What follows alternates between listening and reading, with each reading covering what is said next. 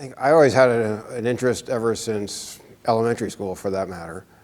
And I moved to Lafayette in 1976. I had gotten a degree in city planning, and so I had some interest. I wasn't really working in the city planning field in my first job. And went on a community hike with a woman named Catherine Peterson, who at the time was active in the Parks, Trails, and Recreation Commission. And in 1979, she recruited me to join the Parks and Rec Commission, which I did. And I stayed on that for several years, and in 1984, a position on the Planning Commission opened up. And I did that for a year. And then in 1985, 2 council members announced they were not going to run for re-election. And if you're ever going to run, the time to run is when an incumbent isn't on the ballot. So with 2 chances, I ran. And I'm still learning how to do it, which is one of the reasons I keep doing it, hoping to get better over time. What goes on in government has always been of interest to me. I had summer intern with the planning department where I grew up in Florida. In college, I was studying city planning, so that involves what government does. I wasn't going to do it as a career on the staff side because I was doing other kinds of work. So this was an opportunity to pursue that interest. And when you first became a council member, you were elected. What were some of the major issues facing the city then? Traffic. And at the time, the city's finances weren't in nearly as good a shape as they are now. So we would have long discussions at council meetings talking about each expenditure that had gone out those past 2 weeks, down to, or should we be buying big pens versus pencils, things like that. And the roads and drains were also a topic. The county had left the city with substandard roads and drains, and residents wanted them fixed, and they were falling apart, and we needed to figure out a way to do that. Well, I benefited from the legacy of those early council members. So, for example, if you look at communities around the state, a lot of them are dealing with unfunded pension liabilities. The founders, the first council in Lafayette and the first city manager created a defined contribution pension plan, which we have had ever since. And while we have made it more generous, we fully fund it every 2 weeks.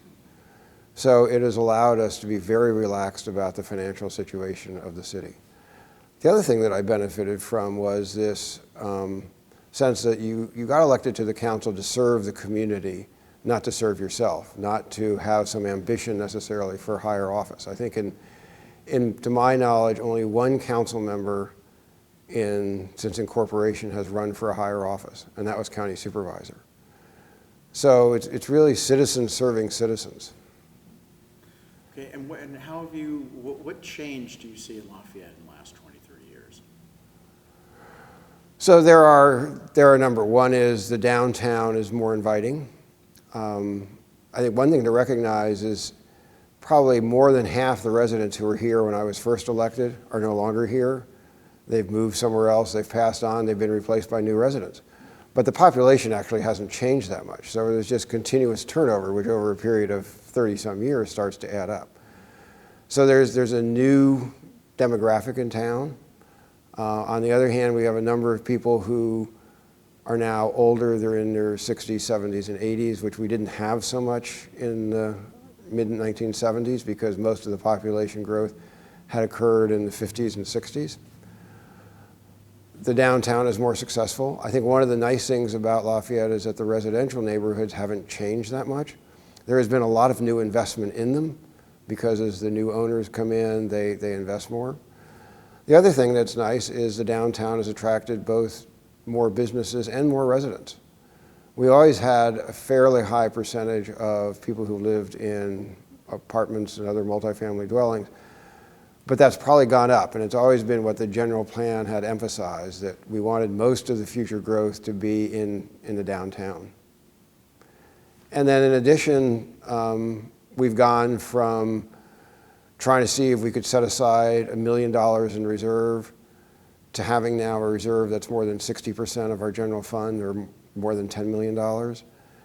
And we've fixed the roads and drains, we have a bigger police force. So financially, the city has become much more successful. So I used the term called evolutionary change.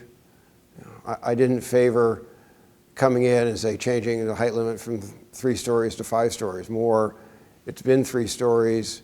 As more buildings get built, the look of the city will gradually change.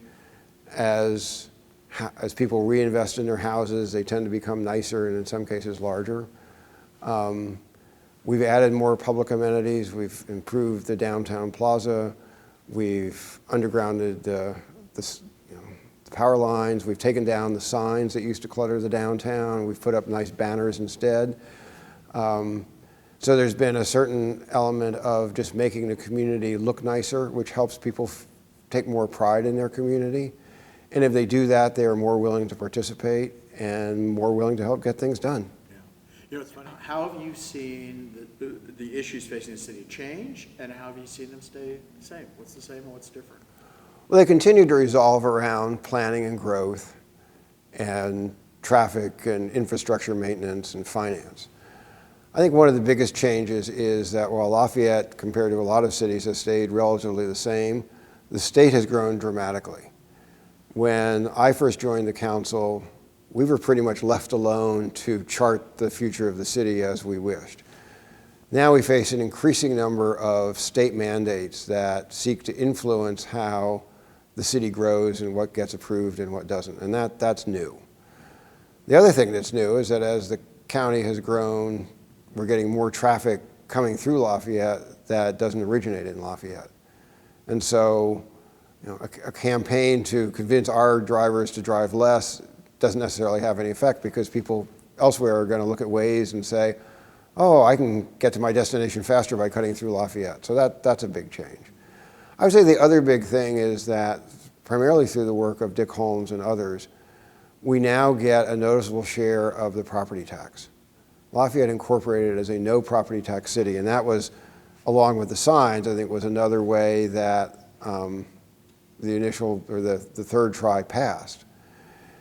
The good news is that it passed. The bad news is that we were a no property tax city, and so the budget was very light. And there was benefit to the residents for that early on, because we just had a lower tax rate than other municipalities. But after Prop 13 passed, everyone's tax rate became the same, and they divided up the money based on what percentage you had gotten before, so our $0 became 0%.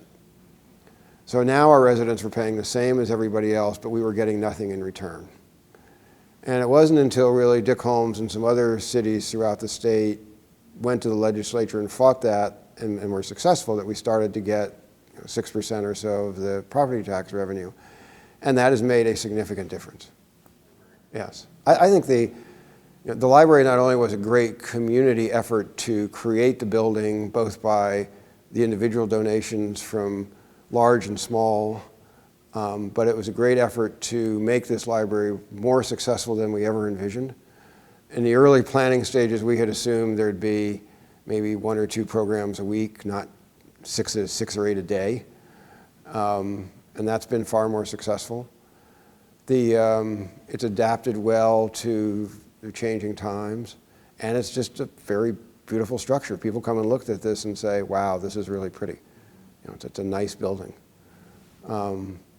So that's probably the biggest. I think the others that the city has done has just been the infrastructure.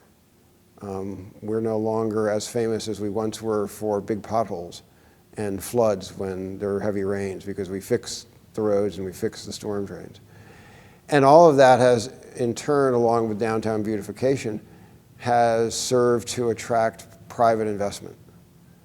One of the things in talking to people around the county right now is that a lot of them have approved projects, but the developers can't get the money to build them in those communities. If we approve something, the money, unless it's a real downturn in the economy, is there to build it. This is a market where people are willing to invest. The success of Lafayette is really largely due to its voters. They have elected councils consistently that are smart, that are interested in the best welfare of the entire community, that get along well with each other, that have talents that they can use to get others involved and bring out the best in everyone. So that's clearly one thing that we've benefited from. There's never been anybody elected to the council in my years on it, and that's now most of the people who've ever been elected to the council, who you couldn't get along with. And there's never been permanent splits among council members. So that's important, because I think if the council shows respect for each other, it makes people more willing to support the city and do other things to participate in the city. I have this concept of the city is in a sense a virtuous circle, in that people largely move here for the schools and the setting. And then after their kids go to school and they look around and say, well, my kids are out of school, do I stay? They say, well, this is actually a pretty nice place, I think I'll stay. And while I got involved, and the people who move here for the schools and pay our cost for real estate tend to be very interested in the school, so they get involved, they're community-minded.